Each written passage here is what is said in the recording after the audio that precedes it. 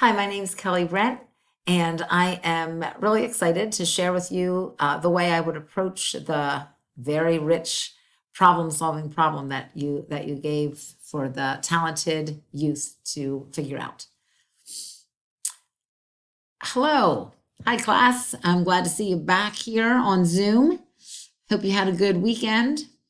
I was wondering if any of you ever helped your mom and dad move any piece of furniture into another room, or if you just rearrange your room a little bit.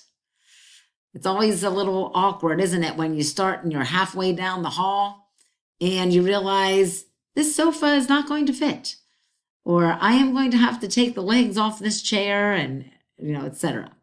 Anybody ever have a situation like that? Okay. Well, let's think about this situation.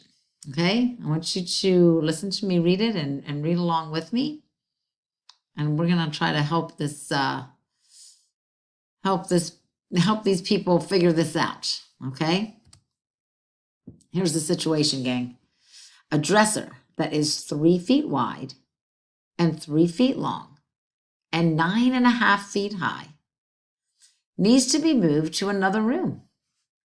In order to do this, it needs to go through a 5-foot wide hallway and then make a 90-degree turn.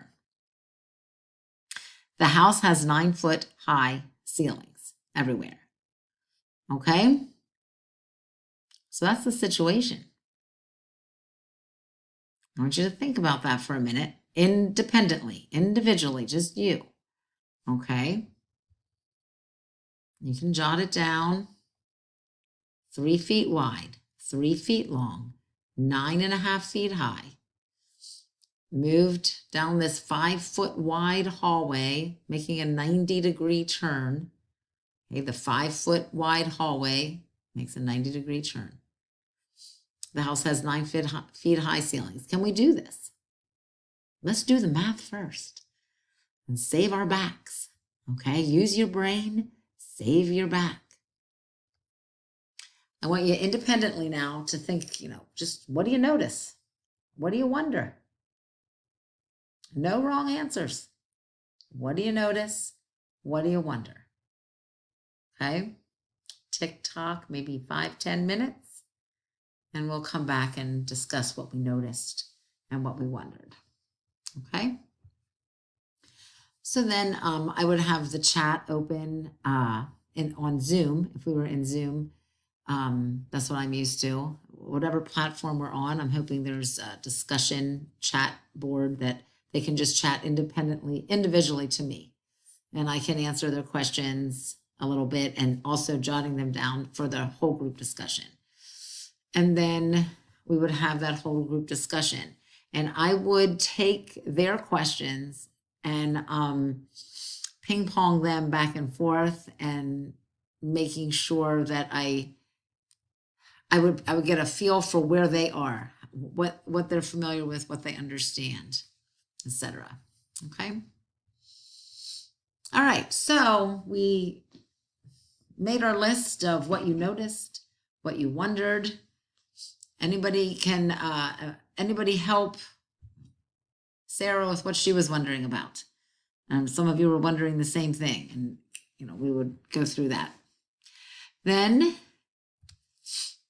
now class, what we're going to do, I'd like you to brainstorm a way that maybe we can model this situation, a way that we can figure out how we're going to go through this. So we're going to break out into some breakout rooms. I have you randomly grouped. Okay, just 3 to 4 of you. And I would like you to brainstorm a way to model this. And then I would like you to pick someone to present your findings. Okay. And then they would brainstorm and come back, and everybody would present their findings. Okay, so most of you were asking for graph paper.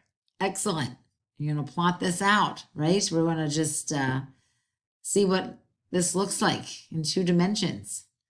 Okay, so this is what one of the groups put together, and many of you were doing the same thing. Okay, we have 1, 2, 3, 4. This is 5 feet.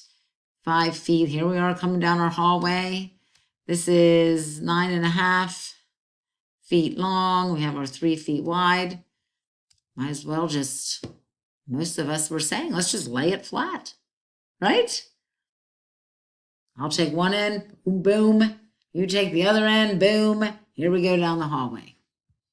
And then many of you said, here's where we have an issue. Oh, we're making this turn.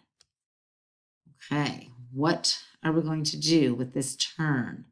Where can we make that turn? Can we turn without and get through here? What are we going to have to do? What do you notice is, what are we forming here?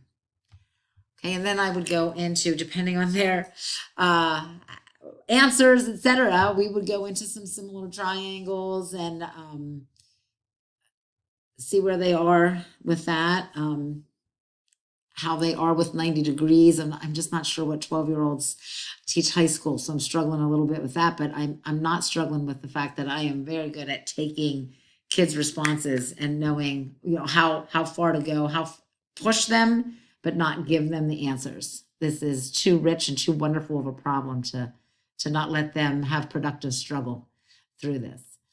Okay. Most of you are very good with the computer, and I see that many of you have figured out how to put this in 3 dimensions. What are we forgetting about here when we drew it this way? Great start. But we do have those 9-foot-high ceilings, right? We're going to have a little bit of tilt that most of you have already talked about. So I'm just going to try to show you that in 3 dimensions a little bit. Many of you have already done this, and you were showing me your scale drawings. Okay, we were putting this through here and deciding. Okay. All right. I also in the beginning, I didn't mention this, but in the beginning, I would definitely have them guess. I always like to do that, and again, there's never any, it's a very open discussion. I'm very, very aware of the multiple ways people can approach this problem. There's never a wrong or a right. There's a, what do we notice? What do we wonder? We do error analysis at the end. We learn from each other, and we would go through this problem until everybody has debated, communicated mathematically, using some new vocabulary with similar triangles, etc. Okay, and then I would have each group present their models. I'm hoping they all come up with a model, and hopefully we would also, again, I would have some mini lessons as needed as we go through this, depending on the needs of the class. Very excited. I love this problem. I'm going to pose it to my Algebra 2 class at the end of the year when we're just about done. Thank you.